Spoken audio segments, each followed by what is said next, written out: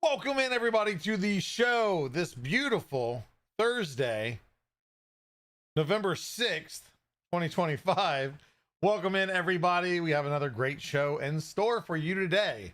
We have some 3D printing news. We have some awesome community prints from our Discord, and we got another guest that's never been on the show. They're ready to talk about some awesome things that they do and different initiatives and kind of, their background into how they all got started with this stuff. So that is Ian Cole, founder of Maker Faire. You guys have probably seen him in the thumbnail. It's out there, but we're going to meet him in just a little bit here. But first things first, we got to talk about the news. So let's head over to Hot End Headlines. Before we talk about the Hot End Headlines, is this live? Is it live or is it not? Because I bet you guys are talking about it in chat. Wonder who was the first person to say something in chat. I mean, there was no ticker. So is it live? I guess you're just gonna have to wait and see. But first up, we have Prusa in the news. Of course, they launched their the Core 1L. They talked about a oak wood Prusa Core 1 limited edition. More interesting tech-wise is silicone printing on the XL with a silicone hollowed nozzle tube system. It's hard to explain without seeing it, but they're working with a company called Filament 2, and what it is doing is just imagine mixing two epoxies together or two chemicals together for a reaction. It is doing that. It's basically mixing silicone along with, I think, standard FDM, some other type of it's a two liquid material. I don't remember, silicone 1, silicone 2, we'll call it. I don't know the technical details, but you're gonna be able to actually change shore hardness of different things you print, not necessarily on the fly, but with different heads and different compounds. And this is pretty promising. If this is something that works, I could see a lot of other companies going on board of having custom tool heads, especially if 2026 is the year of the tool changer. Plus side with the tool changer, you can have different colors, you can have different materials. Could you have silicone and be printing a gasket in place on one of your prints? This leads to a lot of different things that you can create. So it'll be cool to see where this technology goes, but only time will tell. Next up, we got to talk about the Maker Faire Orlando, which is happening this weekend on the 8th and 9th. It is running from 10 a.m. to 5 p.m. both days, and I will be there. So if you're in the area, if you're at that event, let me know. Hit me up. Shoot me a message in Discord. Say, hey, I'm going to be there. Let's meet up. I'm going to have some of our maker chips to hand out. And general high fives, handshakes, hugs if you're that type of person. But I'll be there. There's a lot of awesome stuff, such as Robot Ruckus, lots of robotic battles going on, and just destruction in the form of miniature plastic ones, in the form of bigger metal ones. And it's quite the thing to see if you've never watched it. They have the Power Series racing there, and that's like the souped up Power Wheels. But we'll talk more about what's there with Ian here in just a little bit. But again, it is this weekend. So if you're able to make it out there, I'd love to see your face. Whether we've met before or never met before or never even talked, come say hi. Let me know who you are. I probably won't recognize the face. The name, it's a 50-50 if I recognize the name, because there's a lot of names in this catalog up here. So again, don't be afraid to approach me. I love meeting new people all the time. So come check it out. Hope to see some of you there.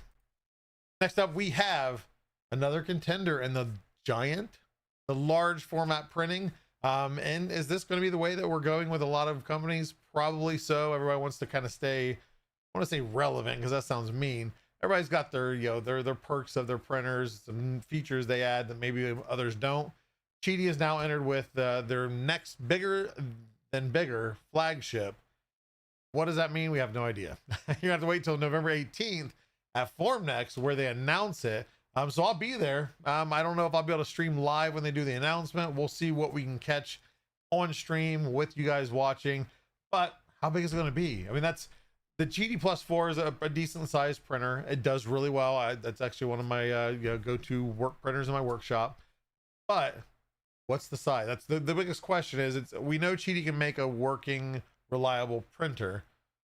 How big are they going? That's the big question. We don't really know right now, but we'll find out. The Plus 4 I know is 305 by 305 by 280. It's 370-degree hot end. That's one of the biggest things. The hottest hot end that I've got in any printer. It's my PPS printer. It's my go-to PPS printer, and it does great. So definitely interesting to see how big are they going to go. Because next up, we got another big printer. That's going to be Anycubic's Cobra S1 Max. Now this one we do know is going to be 350 cubed, so it's going to be right on par with the K2 Plus. It's got a 350-degree hot end, same as K2 Plus, 120-degree hot bed or heated bed, 65-degree Celsius active chamber heating, and the S1 has had some good reviews.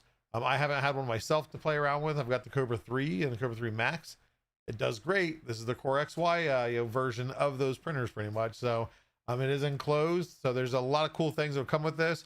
One side note, I couldn't find much information, is it's also going to release with the Ace 2 Pro, which is their AMS system. And what's upgraded, I don't know. I know it does do 65-degree active heating while printing, which is kind of cool. But from there, I don't know what they've upgraded. I'm sure there's probably a handful of quality of life updates, but maybe we'll find out more at Fortnext. And last but not least, we have Customed, which is raised $6 million to expand its AI-driven 3D printing platform. And what this is doing is it's allowing them to convert medical scans into custom surgical tools and implants. So now what they used to take weeks to do, they can now do in minutes. And again, this goes on that whole thing of having everything at the hospital, not having to come back for another visit for this scan, another visit for this scan, then the surgery.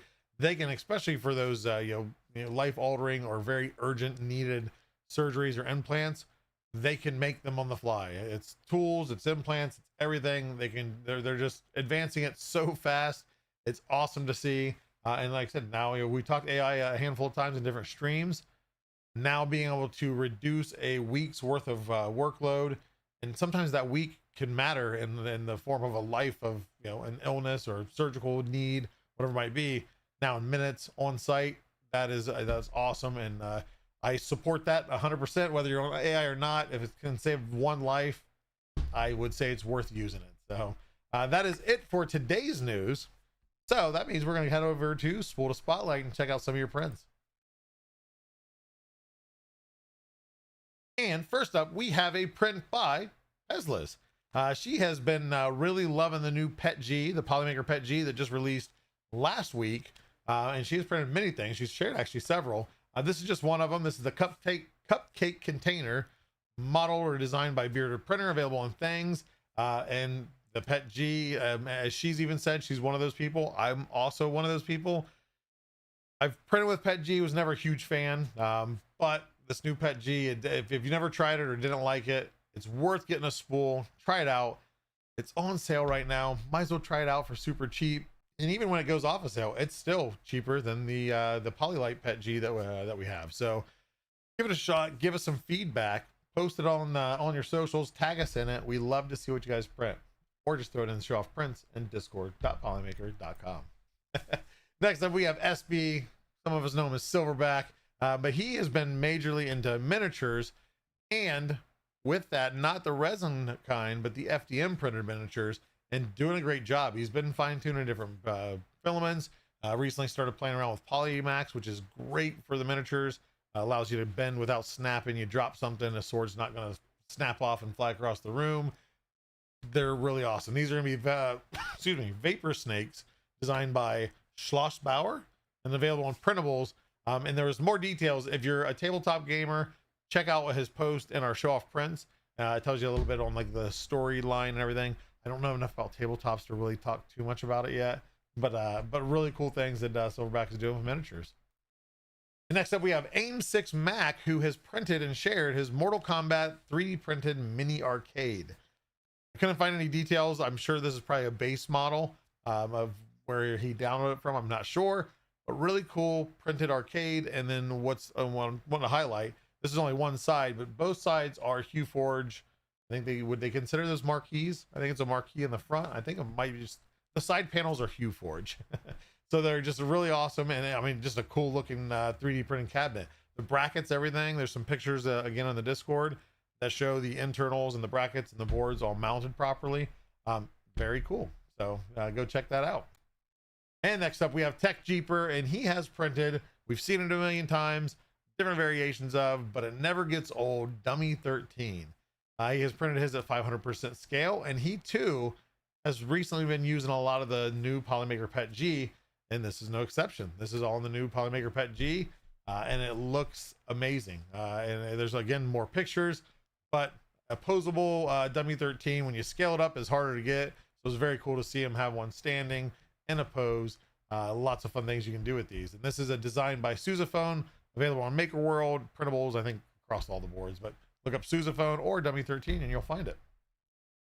And last print we have is a print done by Daredevil, and this I'm not sure design wise. So this is just part of his G scale, or actually his father's G scale outdoor railroad. He's claiming to be like one of the largest, I think, in Western United States, and probably the largest outdoor railroad setup in Montana. All in the post again on the show off prints if you guys want to check that out. And he shared some more pictures. This is one of the bigger buildings in that whole setup. And I know Daredevil's designed some of the models. I don't know if he designed this one. Again, the details weren't all there. But I love seeing the, I guess it's called G scale. I never knew that. But little cities in a huge area. There's a couple like zoos and different places we've been to that have the trains all through them, all the, you know, the water mill, everything else, just all these little moving pieces, even if they're not moving, just all the little details. And it is amazing what people do. So if I'm in Montana, I would love to come see this, because I think stuff like this is awesome. A lot of time, a lot of love put into it. So if you have something to share, the good, bad, the ugly, make sure to share it and show off Prince channel at our Discord at discord.polymaker.com, and you might be shown on the show. Just make sure to put those links to where you got those models. If you created yourself, feel free to give the link. If you don't have it available to share, just put that, you know, say it's a personal design, that it's not available for download, and that's okay too. But if it's able for us to print it also, it a lot of times inspires people to print something new. So thank you all for sharing. We're gonna take a quick commercial break, and then we're gonna be back to meet our next maker. Imagine owning some of the best songs about 3D printing this Discord has to offer. Polymaker presents 3D Printing Hits by Silverback and Little D, the best renditions of some of the greatest hits of all time. Hits like Hallelujah,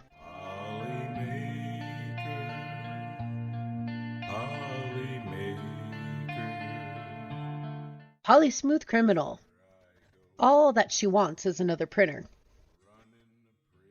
Print Away, There you go, print away. Still the TD1, All About That Bag, No Stabbies, and Polyman. It's a file tonight. We're all in the mood to see it extrude, 'cause you've got your printer tuned right. Reserve your CD today with a special TV offer by going to polymaker.com and paying $39.99. Have your credit card ready. Seriously though, this music was a joke. Go buy some Polymaker. This is Polymax PLA, the toughest PLA in the world, and today we're gonna put that to the test. I printed this very mechanical model, and we're gonna drop it from the 12th floor. You heard me well, the 12th floor. Let's go!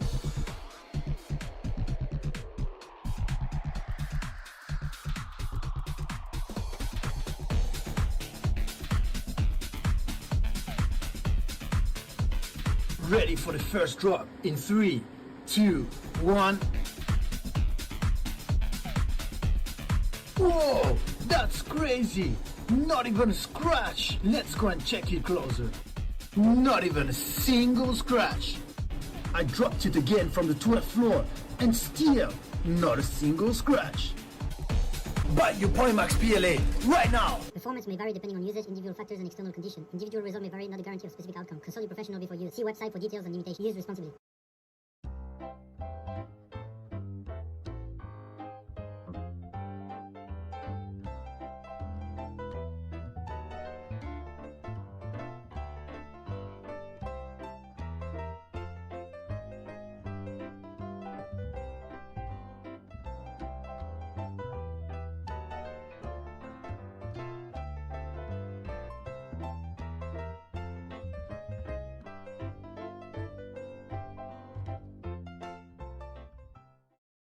Have you had bad customer service with your filament provider? Have you ever gotten a bad spool and never got a response when you emailed the company? Well, that won't ever happen when you reach out to Polymaker. Some people say that no company cares about you. Wrong. Wrong. Wrong. If you never got a response after emailing a company that you've worked with in the past, you may be entitled to better customer service. We at Polymaker pride ourselves on good customer service, and we won't ever keep you waiting for a response. Email us now at support@polymaker.com and we'll get back to you within 1 business day. We'll fight for you.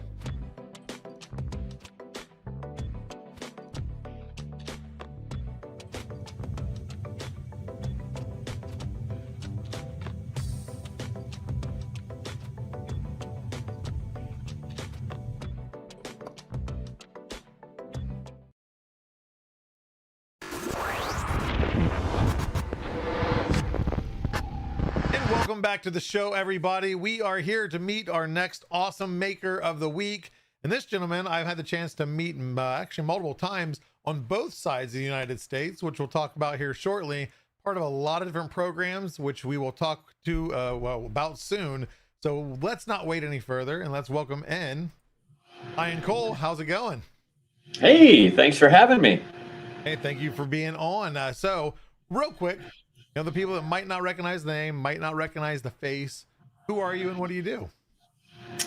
I am very involved in maker activities in Central Florida. Very specifically, I started with friends, Maker Faire Orlando, and we've produced it. We've done 12 events. The 13th will be this weekend.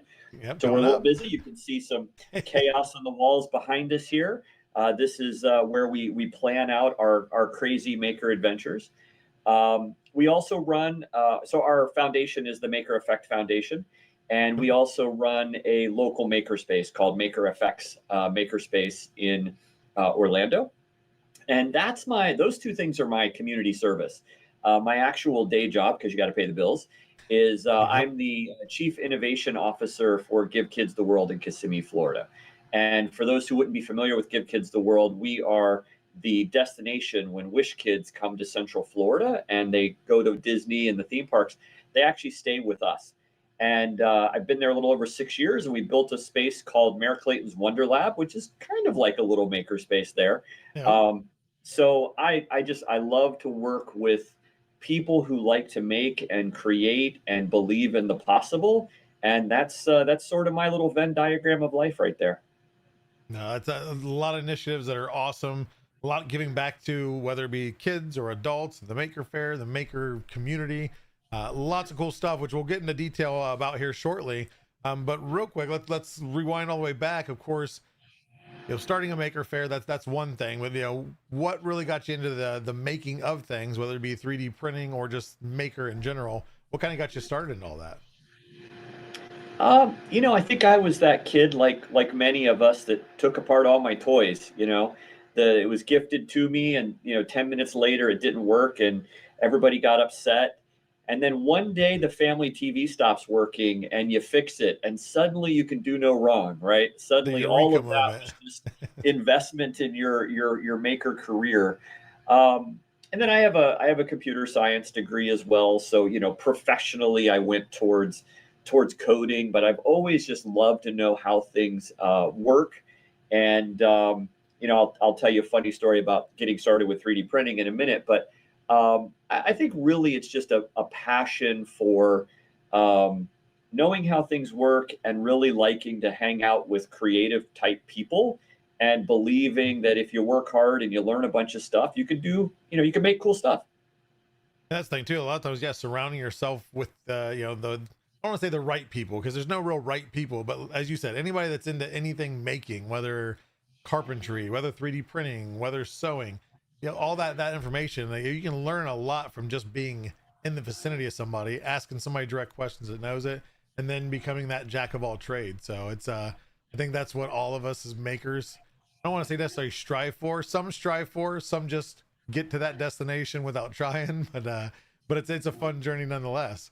Then now, of course, on the 3D printing side, you said you had a kind of story of how you got started, not started, or So this was years and years and years ago, when the RepRap project came out, and the RepRap and the Mendel 3D printed parts and threaded rods and nuts. And so I bought a remarkably expensive kit. This was like I remember there was a giant stepper motor shortage because everybody was building these 3D printer kits, right?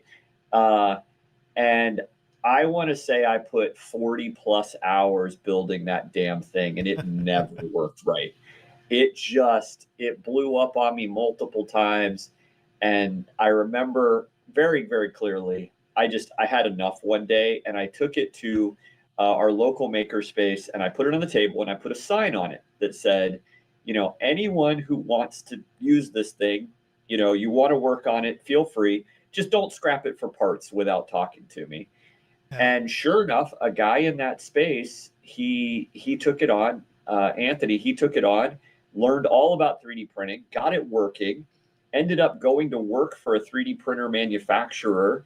And I just thought it was funny that like my failure led to his success, because, he had the patience and the time that I did not.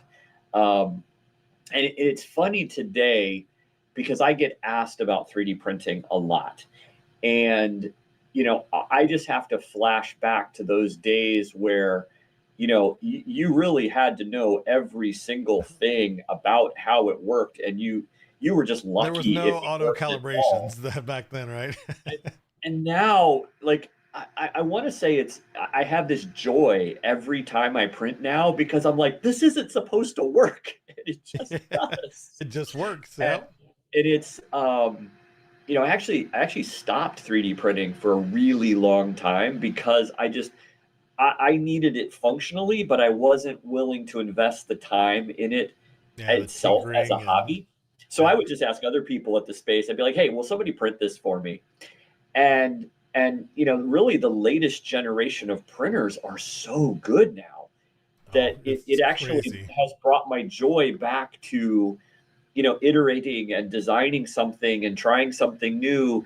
And it just feels good. And it didn't feel good for a long time. So for me anyway, because I didn't have the patience for it. So now, have you been part, of course, the Maker Faire Orlando for so long?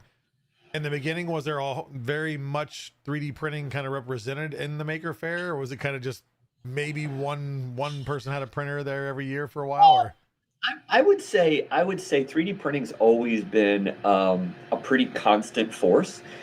We also had a local manufacturer, Deltamaker, who was here, and so Deltamaker sponsored. Perfect. We gave away a Deltamaker printer for many years. Bob, great guy, part of our community, shows up to our makerspace on a regular basis.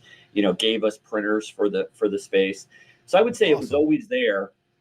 And I laugh when you first asked, because whenever we do survey feedback about Maker Faire, there's two comments that are always there. And one person will say there's too many damn 3D printers, and another person will say there weren't enough 3D printers. And it's just, it's all about you're gonna always have both sides of that war, aren't you? And we curate our content, so we're trying to find the novel and the unique. So now what's happened is we actually have to curate a lot of exhibits. We don't accept them because they're simply downloading files and printing it, right? Yeah, I at that can point, tell it's you more of a there's craft fair than it is a maker fair. right. There is exactly one booth at this year's fair that is allowed to sell 3D printed dragons, and that's because it's a fundraiser for a local high school. And we were like, all right, Perfect. fine. Like you guys Yeah. can do that, but nobody else can. Because we're like, hey, how are you pushing the envelope? What are you doing that's new? How do you bring Yeah. something new to it? So we're excited anytime someone's experimenting and thinking and willing to share what they're doing. To your point, if it's at every farmer's market, craft fair, like what's the point? It's yeah. Well, yeah, and it doesn't, and nothing against those people, but as you said, is it doesn't push creativity. It sure it helps a business sense of, oh, you want to buy a printer to make some money. Here's one way how, but that's not the. It's not even a part of the root of what a maker fair is, and that's I think it's awesome that you guys do that. Is that you do vet that way? It's not just because I'm sure a lot of people see it as, oh, hey, there's that many people that come to this event. Oh, that's that many customers. Oh, articulated dragon, so well, let's go make a couple $1,000. So Yeah, just for those who wouldn't have been to the event, we're a 2-day event. We've got 65,000 square feet of air conditioned space, and then we've got a bunch of outdoor space. This year, we're doing 2 large outdoor tents as well. And 65,000 square feet sounds like a lot, but you start giving people 100 square feet at a shot, and yep. we can probably accept 70% of what applies to the event. And so we do have to curate. And that's important. It's also about creating a really good experience. Because if you're gonna see 250 exhibitors, right, you need a Yep. you need a blend, right? You need a little bit of art, you need a little bit of math, you need a little bit of tech, a little bit of 3D printing, a little bit of robotics, all of those different things. We love to use the tagline something for everyone so that someone can, really, really find that. So you're going to see 3D printing at a maker fair, maybe, not to the same level that you would see at, Rep Rap Fest or there's a new name Yeah. I'm forgetting, but, a dedicated 3D printing event. But what I hope is that person who's interested in 3D printing comes and they'll meet someone, They ideally learn somebody something. local, Yep. and they'll make a connection and they'll become part of a community. And I think that's really the thing that's been empowering for me, is that we've built such a strong community here that when you want to learn and you've got a question, there's somebody who's going to help and they're right here. And often they're like, hey, yeah, you want to meet up at the makerspace on Tuesday night, and they'll get going. Because our foundation, our mission calls for, we use the words activate and amplify. And Okay. activate is take those people who don't really know they're part of the community yet and help them realize that they are, and Find their get spot. them, Yeah. get them in. And then amplify is, the people who maybe it's a kid and that kid wants to get into 3D printing, but they can't afford a printer, or they can't, or it's a person who wants to do giant cosplay, but they don't have a large enough apartment to build it, right? Yeah. So that's where we come in with the tools and the resources and the knowledge and the connections to try to help people bring those things to life in a way that they couldn't by themselves. Yeah, so you're basically in the all in one. You're inspiring and assisting, kind of at the same time, hand in hand. And that's my first time ever at a maker fair was last year for the Maker Fair Orlando, and that's I seen that with all the booths, the people that I talked to, whether it be in the Robot Ruckus arena, in the pits, all the booths. Like you said, it was awesome to see so many different things, because there was some stuff I didn't even understand until I went up, and then I learned some stuff, some animation things and stuff like that. And I think that's awesome too, is because whether it inspires you to do something in that field or inspires what you are doing, and kind of use that new, well, I want to say new method, new task, whatever that you learn there towards what you're already into. And I think that was what I loved about the Maker Fair. Love the Rep Rap festivals, but as you said, they are 3D printed centric. There's some other maker stuff, some cool projects, not downplaying it. But Yeah, Maker yeah. Faire, there was just such a good mix. Whether you wanted to watch robots battle, you want to go see droids, you want to go see huge designs and props, cosplay, little robot dogs walking around, the main stage for information.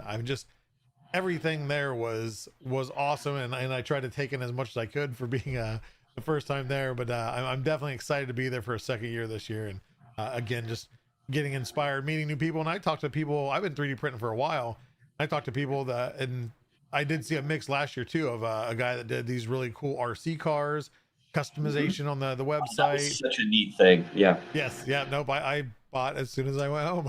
I purchased some, and they are. It was an awesome, cool, little thing to do. And but just talking to him on some of the things he created, and then a gentleman next to him was creating. What was it? I can't think. It was another 3D printed stuff, but he had kind of his own product, and it was just getting their stories and kind of what inspired them, how they got into it, was just cool. I mean, it was a good time, and like I said, I'm always excited to go to events. Really excited to come back to Orlando, not just because you have nicer weather than Ohio right now.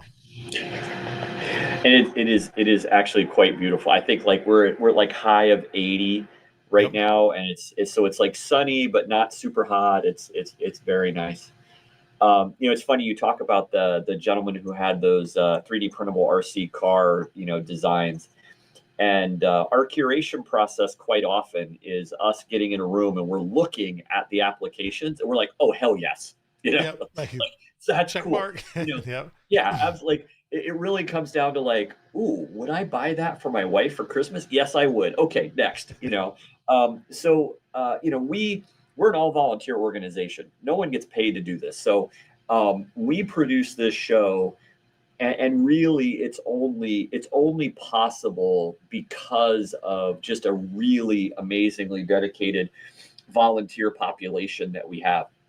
We'll do it this weekend with probably 65 core crew members, another 200 and something, volunteers that are picking up like a 4-hour shift. Sure. And then before the first attendee walks in, we'll have badged roughly 2,000 exhibitors and all the people that help them at their booth, right? And so it's real. Again, we go back to that what's possible. I think that's where I geek out about it because it's that one time a year where we're all working together to make something really cool happen. And at the end of the day, the thing that I make every year is really the event. Right. I love doing other projects. Like I love a good magic wheelchair project when those come along. I love a good, LED project. I'll help somebody with LEDs for their cosplay. But really it is for a lot of us, it's the community, and it is the event that we're making each year. And it's very exhausting, but it's very rewarding. I'm sure. Yeah. Like I say, I was very impressed for going there the first time last year, and I'm looking forward to a little more comfortable in the position I'm in now. So, talking to people, I've always talked to people, but it's, I look at it just as just an opportunity to learn so much more, whether it be the 3D printing industry, things like that. But, and you guys, I mean, hats off to you and the staff. You guys were more than accommodating last year. Hats off to Andy and his crew that I think he heads the Robot Ruckus. He was great to work with. He represented us great. Let me sneak back into the pits. He's like, if you want to back here and talk, and to be able walking back in the pits, I have so many stories I can go into, but talking to some of the teams and just some of them that were just families that had like 9-year-old, 10-year-old kids, like, yeah, he got into it, and then then he ended up designing his own body. Like, wait, 10, and he designed his own body? Like, get out of here. And then it's awesome because those connections, I still talk to those families. I sponsor their builds. Their kids are doing awesome things, and then I'd love to encourage that and be able to, we've got the tools to help. It's a little thing on our part to help, and for them it's awesome. It's one less thing they have to worry about, and they they get material and they can just print and build away, prototype as much as they want, and then we watch them just destroy each other in the arena. And that was also my first time ever seeing any robotic fights in person. Wow. So it was, like I said, just an overall experience. The Power Racing series is hilarious. Totes my goats. I still remember my favorite racer. It's just so ridiculous. I've been able to meet him again in open sauce. Yes, I got to explain that since you brought it up. Okay. So Power Racing it looks like kids' Power Wheels electric vehicles, but they're not. They're either heavily hacked or they're custom chassis. So the whole idea is it looks like a kid's vehicle, but it goes way, way faster. Yep. And so for years as an event organizer, we struggled because you need a way you build a track. And so for the longest time, the accepted ways to build a track were either used tires, which is remarkably challenging to find thousands of used tires to build a track to then give back 3 days later. Yeah. You could build it out of hay bales, except in most places, you then have to coat them with flame retardant, and now they are hazardous waste when you want to get rid of them. And people like me are going to sneeze the whole time. So that doesn't work. Yeah. Or 3, you find a road equipment company to loan you water barriers or rent you water barriers. Those companies are used to doing rentals for months on end. They don't care about 3-4 days. So we almost, like, there was one point where we had a cart built and we were going to import a container of barricades from China, and then we couldn't get them here in time. We didn't do it. And then there was one day I was home and I'm like, there's got to be a better way. There's got to be a better way. And I'm standing there and I'm filling up one of those I'm rinsing out a 27-gallon black tote with a yellow lid that everybody knows about. Yep. And I'm like, wait, could this be a thing? And so I started texting the organizers, and it became this like huge controversy of bins. Now everybody uses the bins. And so what happened is one of the racers took a bin and made that the body of their cart. So it looks like they're driving around one of the black and yellow totes, and they named it Totes My Goats.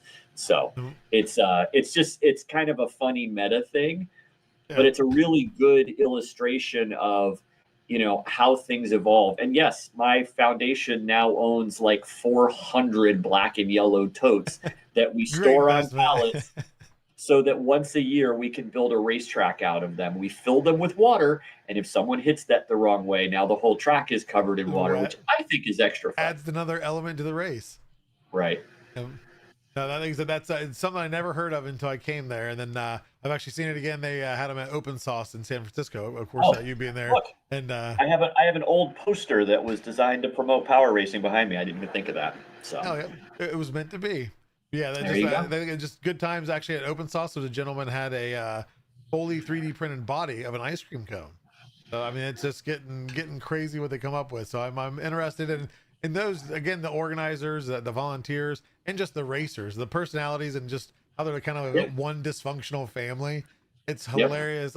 Whether you go for the race itself or just the interactions between the racers and the characters that they create is a good time. But And then there's some really interesting community crossover.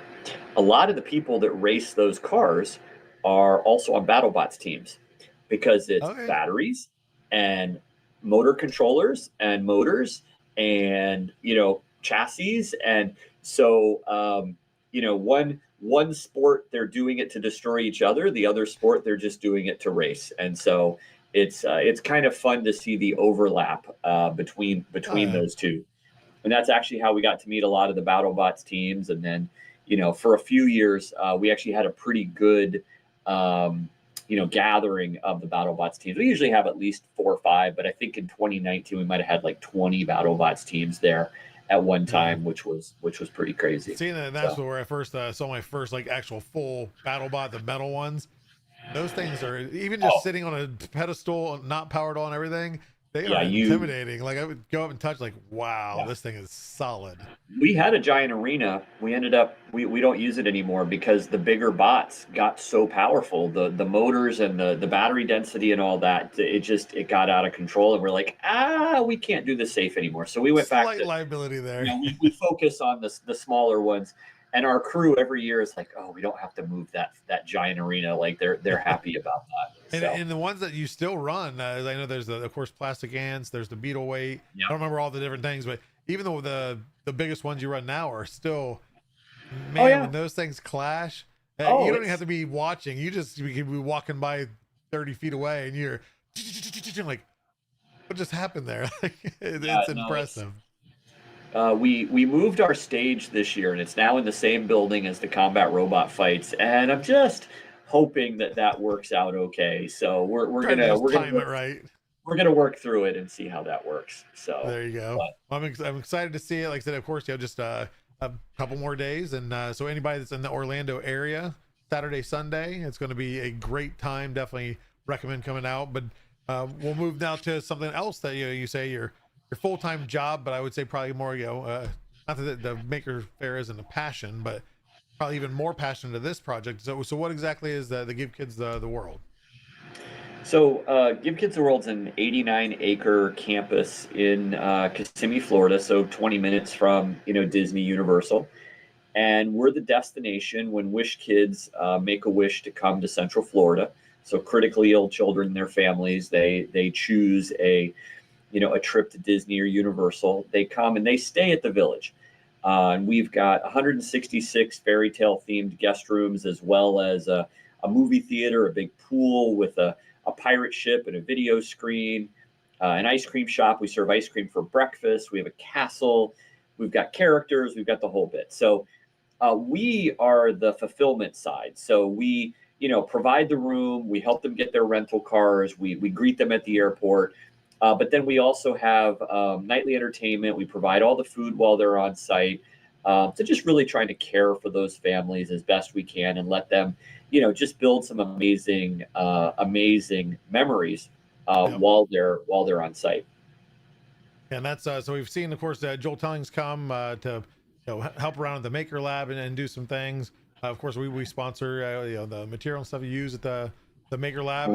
Have you seen some awesome things created there? What do you guys use the Maker Lab for primarily? Is it a mix of everything or something direct? So really, the Wonder Lab, it's like a 6-room hands-on kind of STEAM activity center. So there's always activities that the kids can come in and do, and some of those activities leverage 3D printing. So we don't today teach 3D printing. It's not like you come in and you take a class. Really, with these families, we're trying to expose them to something cool. So one of our most popular activity is 3D printed looms and 3D printed friendship bracelet makers. And what's amazing, because the printers were donated and because you provide all the filament, we can generate as many of those as we need. And so the kids can actually, get it, start making the friendship bracelet, and then they take the loom and the supplies with them. And it's really nice because, we've heard like, oh my gosh, this is amazing. I'm going to do this at home, or I'm going to do it in the theme park queue, or, I'm going to do it when I go back for treatments at home. And, a lot of the kids like making things for other people as well. It's neat to see how, even though those families need a lot of care, how much gratitude they have for others and sharing, and giving back in that way. So it's really nice that, we don't have to sit there and go, oh, I can't afford to give them the loom because each one costs X. No, it's like, I got a whole bucket. What color do you want? There you go. Yep. And that's, we also, the other thing that we use 3D printing for, we have this big round room and the walls are all metal, and we've got giant marble runs. And so the pieces are all TPU. So they're all Polymaker TPU. And we print them, we pause the print, we put magnets in them, we keep printing. Then we clean them up at the end and pop them on the wall. And those pieces were actually designed in partnership with our local high school. So it's really neat for those students to help design that. Gives them a very practical project. Then they come on site, they do a field trip, and they get to see them in use. And the teacher of that program has actually told us that their test scores went up dramatically once they had a real world project, and because they would understanding the curves and the angles. Well, and we would give them feedback like, hey, okay, that's cool, but could you do this? Could you do that? And so each year we get new students, and they, so this year I was like, okay, we kind of got the basics down. Could you make like a cool funnel piece? So if the ball jumps out of one piece, like the funnel can catch it. Next thing I know, we had 3 or 4 cool designs. We started those with Pet G. We thought like, oh, Pet G is the way to go. And then we learned kids love to drop stuff. And 4 or 5 drops, and they're the pieces have they're tube, right? They're tube with a flat base, and just those layer lines on that side. We tried flipping them the other way and printing the other direction, which helped a lot. But then there's always especially with curves, there's always a weak point somewhere. Yeah. We're like, wait, why don't we use TPU for that? And we did TPU, and now it's great because I love when I'll do a tour. I'll grab a piece and I'll go like that, and I'll toss it to somebody. and they're like, whoa, what is this? And I'll, we printed this on site, and they get really excited. And so, how it's flexible, right? Yep. So again, we're not again, we don't have a 3D printing class, but what's interesting is a lot of the parents or guardians of these kids, they'll pull one of us aside and they'll say, hey, I've been wanting to get, this kid into 3D, like, what do you recommend? And we'll give them some starter recommendations, and we'll talk to them a little bit about how to get started. And what I love is, we were talking earlier about how easy printers have got. 5 years ago, if somebody asked me, I'd be like, oh, well, you really got to how make patient are you? Yeah, right. Are you going to help this kid through this journey?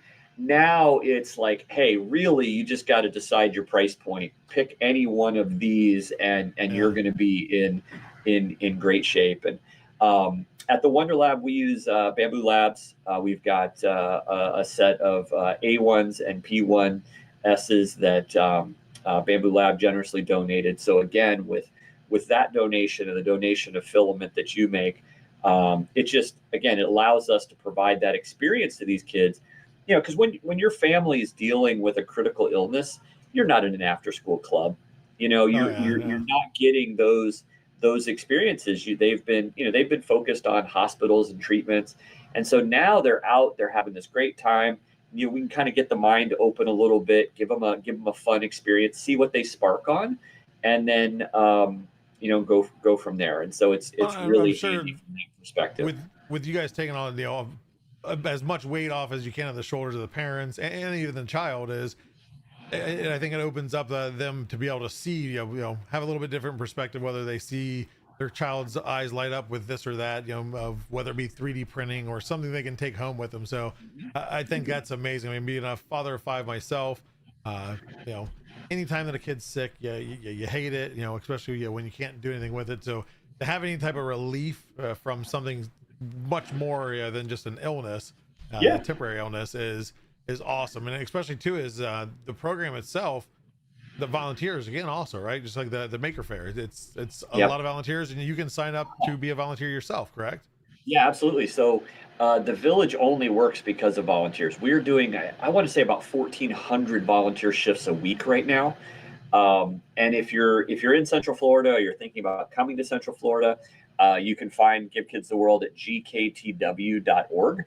You can sign up to volunteer right there. We have a lot of people who aren't from the area that come down, and they'll do a kind of a half volunteer, half theme park. They'll go to Disney in the morning, and then they'll come hang out with us and do a little good in the afternoon or the evening. We have fraternities and sororities that do what they call an alternative spring break, and they'll come down and volunteer during that. And it's super helpful. It's super rewarding. I find the Wonder Lab stuff very fun because, as you've heard, that's very core to who I am, and I love to be able to share that with others. Right? Our tagline for the village is where happiness inspires hope, and for me, learning always inspires hope. So giving someone, giving them a spark for something new gives them to look forward to learning the next thing, and being able to create that experience for those wish kids, that's an everyday thing for me. And then similarly, we get to do it once a year at the fair. So it's like I said, it's a pretty good little Venn diagram I've got.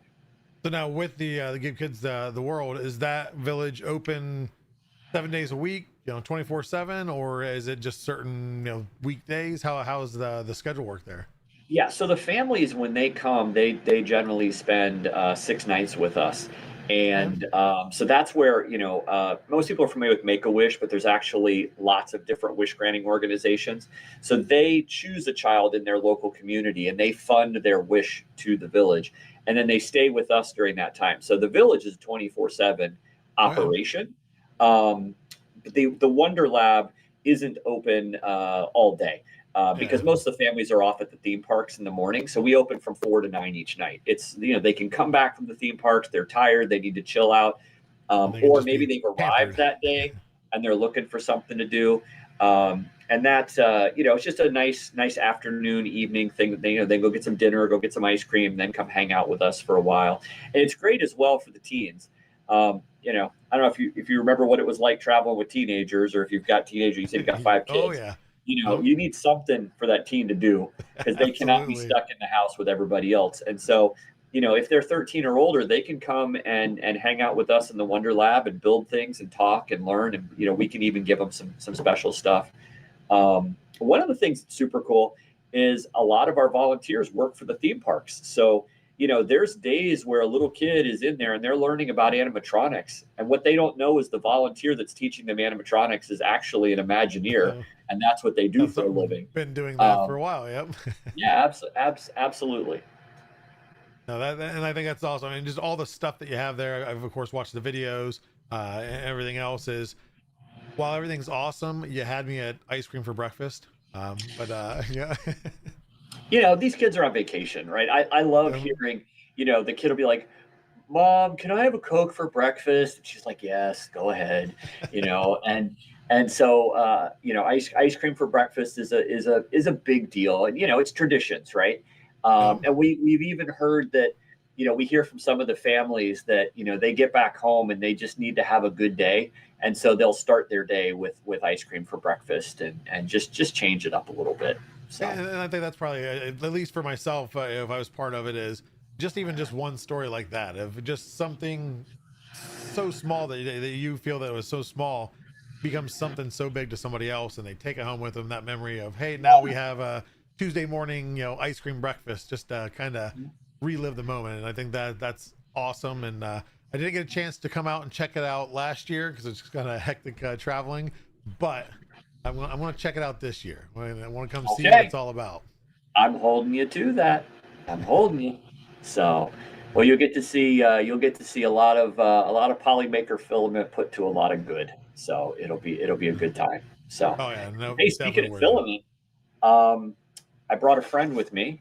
So, I recognize that guy. I got a selfie with the big version of him, the dad. Yeah.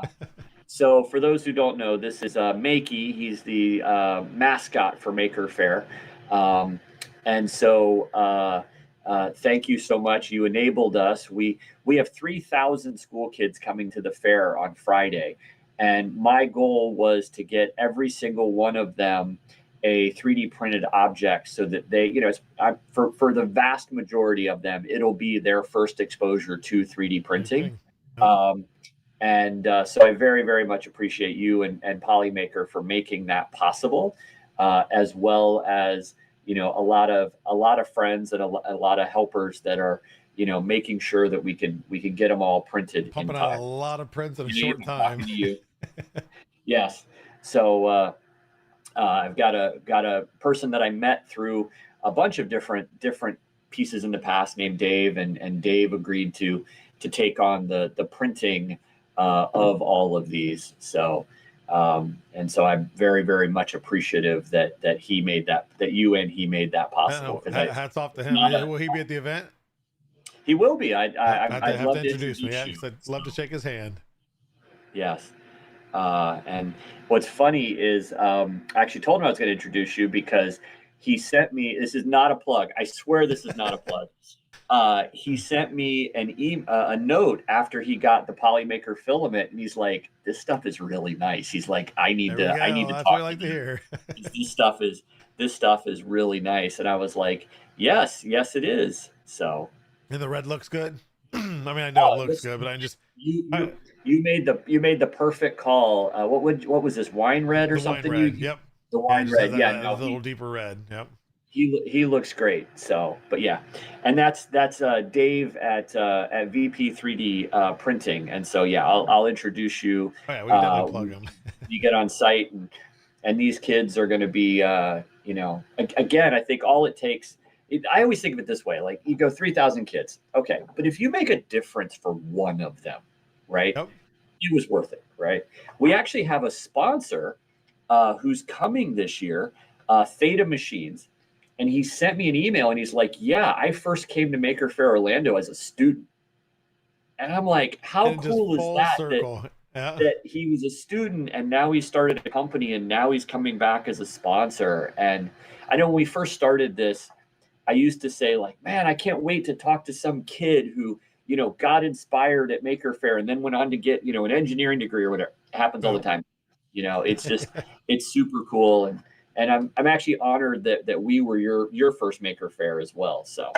Oh yeah, no, it was a great time. And real quick too, to touch on, I know we talked Saturday, Sunday is the event. Do you guys do open up on Friday, but it's not open to the public? So what do you do? What is the Friday event? Yeah, so last year we tested an education day with 225 students, and it went really well. And you know, I had about enough patience to test it for 1 year, and then I was like, all right, let's go for 2,000 kids. And we weren't sure what we weren't sure what the response was going to be, and openly our team started freaking out because we hit 2,000 really, really fast. We had 1 week where I think like we had 1,000 just pop in. Really, and this is basically open to big school groups. So it's, you know, it's a school bringing 120 or 220 students, and hopefully a lot of chaperones. Yeah. And so, you know, we just said, hey, let's make this possible. So what we're doing this year is we're basically running a day at the fair. So there's no special tracks or anything. We invited all of our exhibitors to come out a day early if they wanted to. Oh, yeah. And roughly half of them, you know, a lot of them were like, hey, I got to work. We're like, we get it. But a lot of them said, yeah, I'll come out and hang out with kids. You know, and some of the vendors, you know, I think they'll actually do quite well with the kids.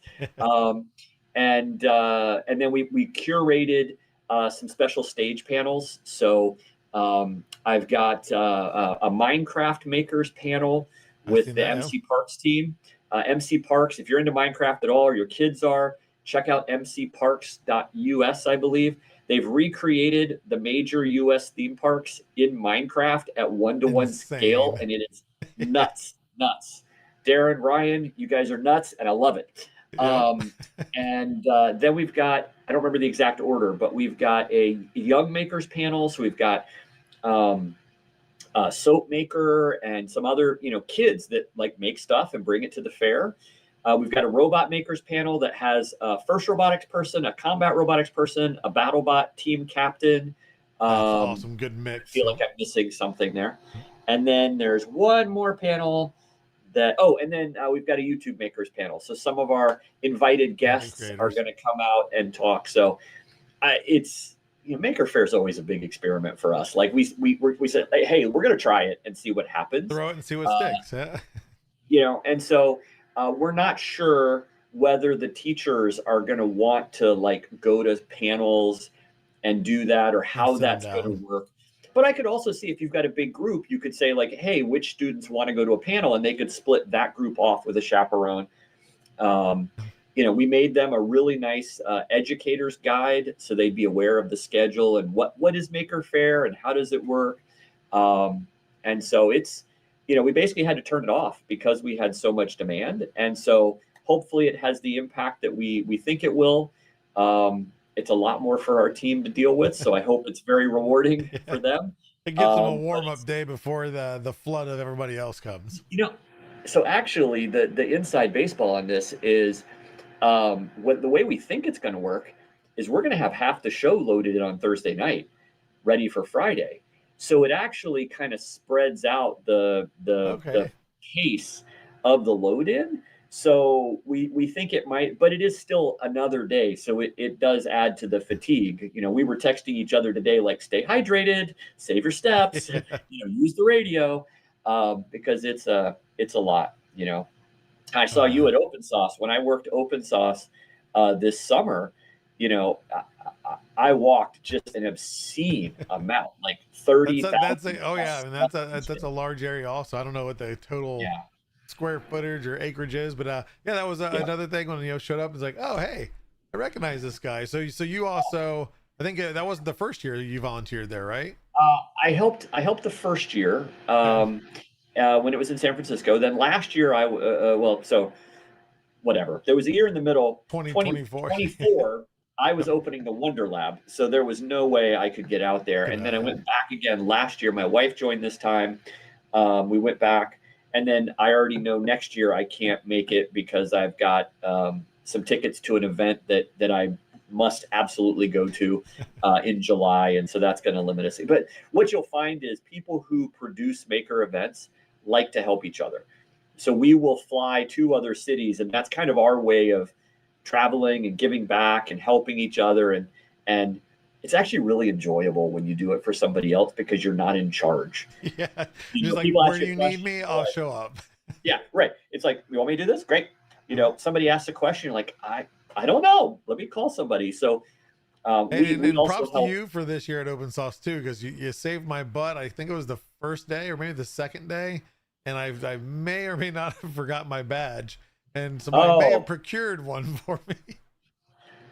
you know, Uh, yeah. it was only a You know, 30-minute drive it, back to the hotel, so you saved me an hour round trip. happy to help. Especially those badges, man. Those things are weightlifting. They're Yes. giant. They're PCB badges, and they're quite heavy. They're quite heavy. Yeah, We don't go they're quite cool. that hard for Maker Faire. We use well, I They're a can't tad bit afford more it. expensive too. I seen Yeah. the information come out for Open Source next year, and you can sponsor different things. I was like, yeah, I was wondering how much those badges cost. Yeah, they're a Yeah, little more expensive than a standard badge. a little more, a little more. You know, we haven't talked about. Speaking of big things, our friends at 3D Printing Nerd I know are he's got a making really, what's his name? He's got a really good name. What is his name? Galactus. I was thinking Joel, but yeah, Galactus is a cool Oh, name too. Joel.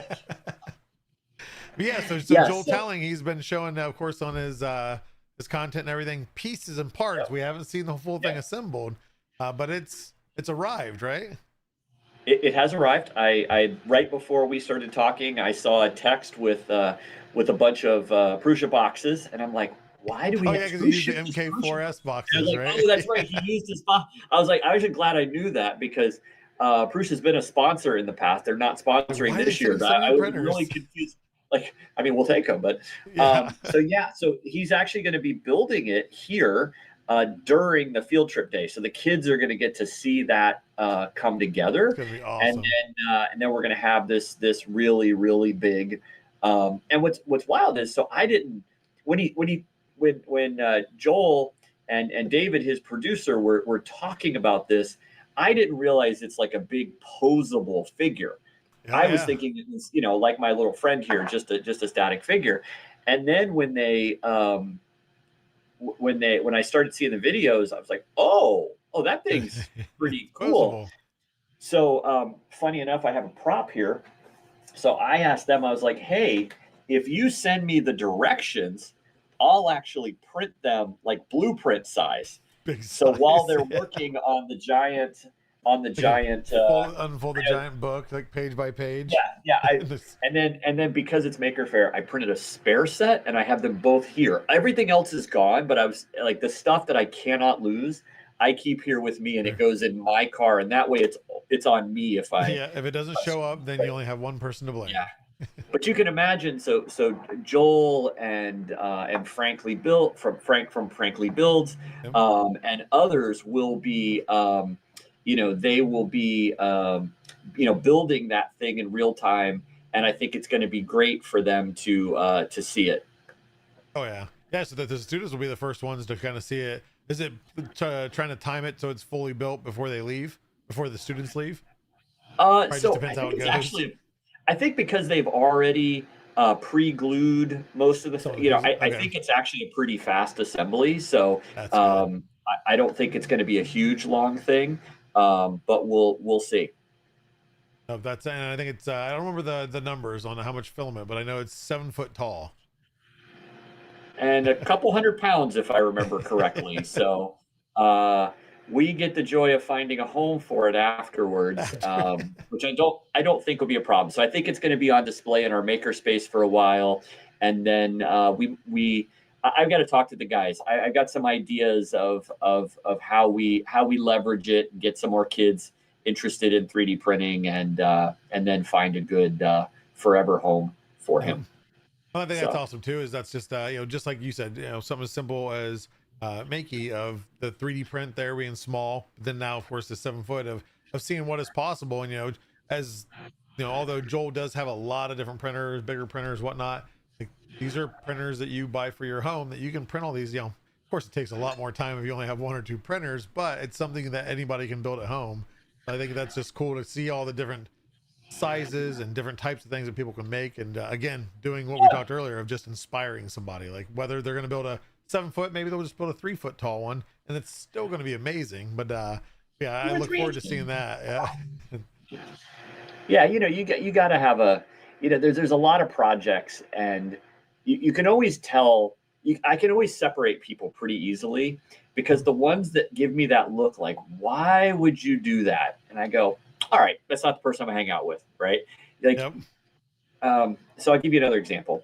You ever seen those little kids' toys? They're like the little cactus that you say something to them, they repeat it back, and they wiggle. Oh yeah. Yep. Okay, so we may have made a 6 foot tall one that moves like that. Awesome. We didn't have enough time to really finish it well, but it gets the point across. It's pretty awesome. So I've got a great friend and a maker. He's part of our board and helps produce the event, Andrew Rudolph, and he and I have this chat where we just like throw crazy ideas at each other, and that was one that just kept coming back up. And so we went out to somebody at our maker space who's an amazing person with sewing and craft and puppet making, and we're like, hey, what do you think?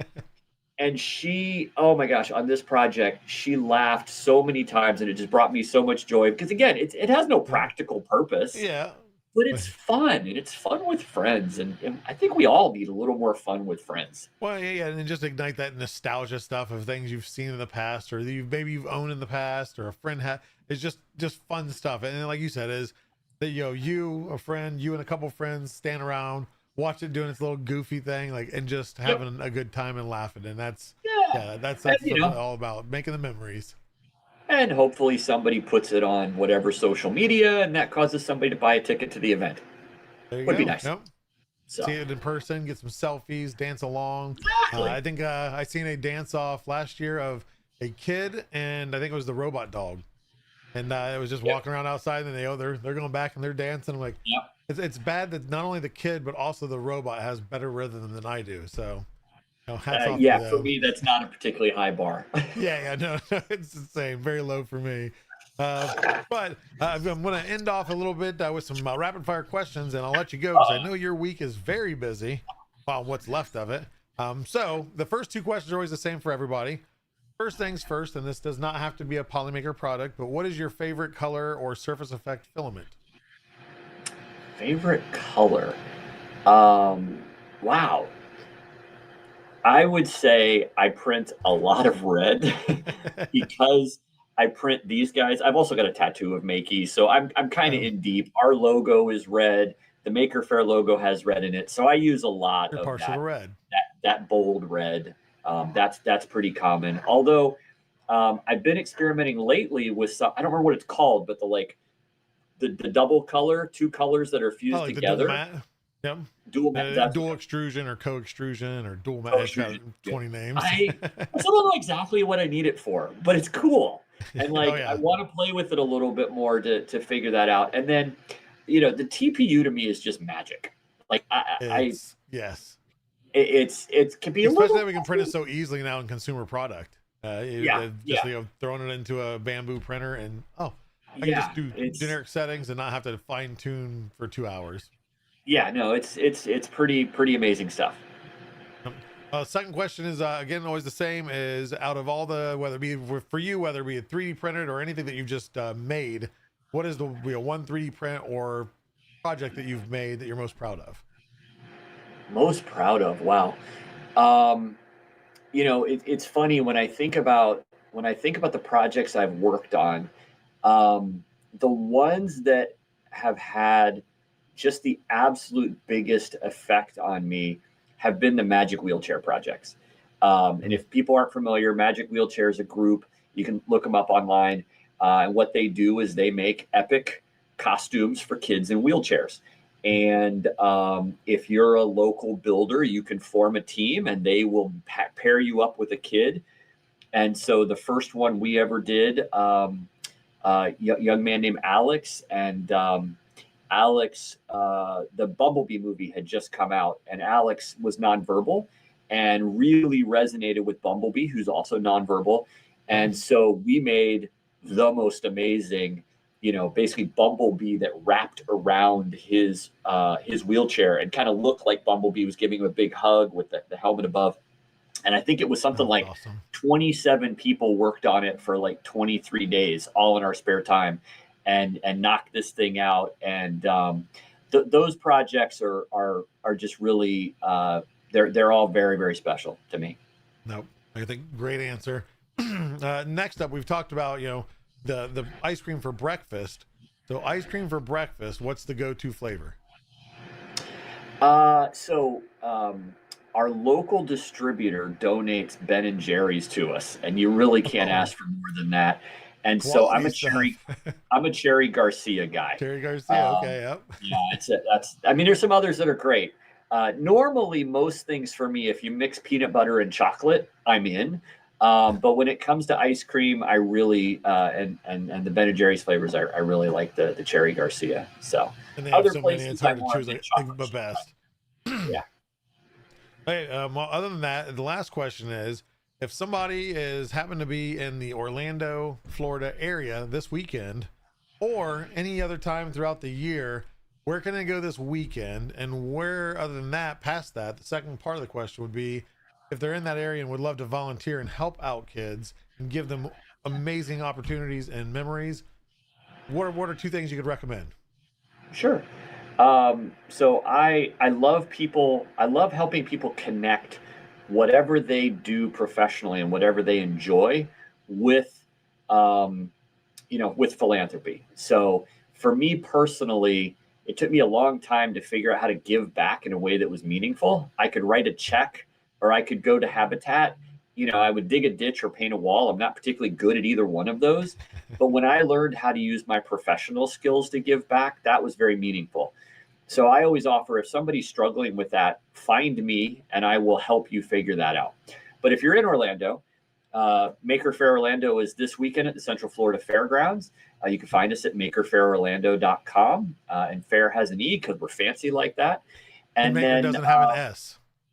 And it's not Maker's Faire. It's not Maker's Faire. Yes. For years that was kind of nails in the chalkboard. Now I'm like, hey, they're talking about us. It's like mispronouncing. You at least know what it is. If you search it on Google, right, you're going to find the site. Exactly. Our makerspace is makerfx.org. And then the village, you can find us at gktw.org. So, but like I said, find me on, social media, LinkedIn, Facebook, whatever. I do Instagram once in a while. I'm getting kind of old. So I don't do social media at the level that I used to, but, find me, let's chat. Awesome. Well, I greatly appreciate it. I look forward to seeing you very soon here. I got to make sure I get my bags packed because I don't have a whole lot of time left. Wait till the last second on everything, but I will see you soon. Appreciate everything that you do, whether for us or for others. You're a great individual. And again, we'll hang out here this weekend. All right. See you soon. Thanks. Thank you very much. Have a good day. And there you guys have it. Another just awesome individual. That's 2 weeks in a row where we have two individuals that are just so much more about giving back rather than, doing just something for themselves or whatever. And again, I'm not downplaying all the other guests, all amazing guests, but again, just two that have really focused on the giving back. Rev Hazlitt or John last week. And of course, Ian this week, doing a lot of things. Like I said, I got to meet him in person for the first time last year. Such a gentleman, so accommodating, super nice, even in the hectic thing of, 8 million things going on at once for the Maker Faire. He found me in a crowd, helped me out, got me all set up. And I look forward to, working with him a little bit closer this year. We've got a little bit more relationship. We know each other now. Like I said, I was shocked to see him in Open Sauce earlier this year. Hey, old friend. So it really is a great time. Again, I recommend if you're in the area or you're able to make that trip, Orlando Maker Faire is a good time. Lots of good people, lots of good projects, lots of ways to get inspired or just see awesome things. If you just want to geek out, nerd out, or you want to come say hi to me and we can hold hands and skip through the Maker Faire and just have a good old time, I'll be there. You can find me randomly wherever, or I just might be getting a piggyback ride from Joel Telling. You never know what's going to happen when two Joels get together in the same place. But that is it for the interview. We do have some other projects going on. You guys have heard of them. Most of you have. Exclamation point PMF in chat, and that's going to give you Polymaker figurines led by Enchois Dimensions, and that is on Instagram, YouTube, TikTok, etc., etc. And every time that he puts a video out of a model, that model then becomes available to download on Maker World. He is behind on a few. I think we were just delayed on there. Somebody pointed that out on Discord. Waiting on confirmation on that. So we will get those models up there. So stay tuned. I know there's a few models backlogged, but as he does those videos, like I said, our plan is to get all of them there on the website on Maker World, so you can download and print multicolor, solid color, or however you please. Then we also have Polymaker Education, which follows that same template, and that's exclamation point PME, and that's led by Creatix Brit. And she does the same, again, the same format where a model that she displays on the video then becomes available to download on Polymaker Education on Maker World. So then you can download, print it for yourself, print it for somebody else, print it for whatever use you please. It's all yours to print how you want to and whatever color you want to. And just getting good short videos of just fun educational prints. We also have exclamation point PML. That's Polymaker Sean. My lips are getting dry and I ran out of water. But Polymaker Sean is dressed up as the Polymaker scientist, giving you the tips, tricks, and troubleshooting with 3D printing, whether it be on the material side, printer side, anything will help. I definitely recommend introducing new people to that, just so they can go back through. It's fun ways to watch it. A lot of people don't like to just read wikis. If they do, we could have wiki.polymaker.com, exclamation point wiki in chat. And that's going to give you in-depth details. There's an AI chatbot. We're still fine-tuning, but it'll help out with a lot of things. If you're not sure of the answer, you can always confirm it through our Discord. Shoot questions over there anytime that you want, and we'll help you out as much as we can. But we also have exclamation point IPC, and that's in-printing color, hosted by Pezliz over at twitch.tv/Pezliz, and that is every Wednesday. And she also does Pezliz Presents, where she is helping build our model designer portfolio to work with modelers to be able to showcase our filament and awesome ways and cool models that they create through marketing, through the socials, however you can see. That way you can see awesome models, be introduced to awesome models, and also see how the filament looks in certain prints. So it's just she's helping find more designers, and then sometimes it's interviewing them on Pezliz Presents. It's usually Saturday or Sunday. Same at twitch.tv/Pezliz. Oh, yeah, I'm trying to talk too fast because my mouth is drying out. But yeah, just awesome projects going on. We got plenty of stuff in store for next year. We got some new releases in still for the year. We got a couple more things coming out, so stay tuned for that. But yeah, this was pre-recorded. Ian was...